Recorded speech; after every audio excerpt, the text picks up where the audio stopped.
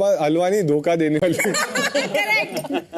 तो अश्नूर, बेचारी तानिया ने इतनी मेहनत से हलवा बनाया यस सर। आपके पापा के लिए और सर। आपको लगा कि उसमें फेकनेस का तड़का है। तानिया की एक आदत है कि वो हमेशा से चीजें करके फिर जताती है। It was very nice that she came, but बाद में मुझे पता चला बेसिकली हम में पैर नहीं छुआती लड़कियों को, तो ये जा जाके सबको बोल रही है वो मुझसे गुस्सा है इसलिए उन्होंने मुझसे पैर नहीं छुए, अंकल मैं प्रायश्चित करती हूँ, ये लीजिए ट्रे, और ऐसे आई।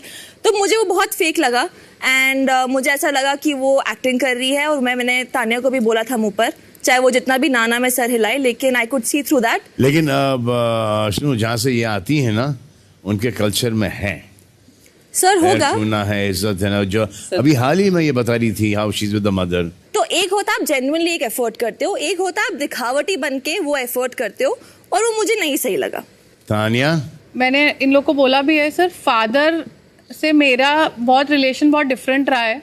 मैं जी के आगे कभी अपने पापा को नहीं बोला।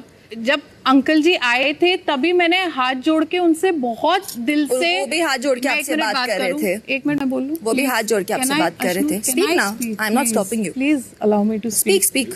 सर बहुत दिल से मैंने उनसे बोला था कि मुझसे अंकल कुछ सीखना रह गया था जीवन में, इसलिए ये गलती हुई, बहुत दिल से किया।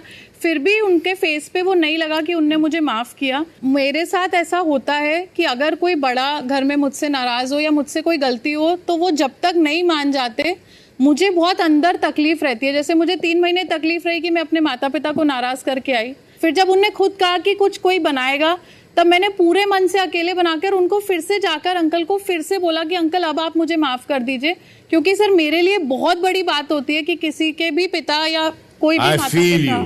I feel you. शाबाश, जब ये हलवा दे रही थी, अश्नूर के पापा के दिमाग में क्या चल रहा था?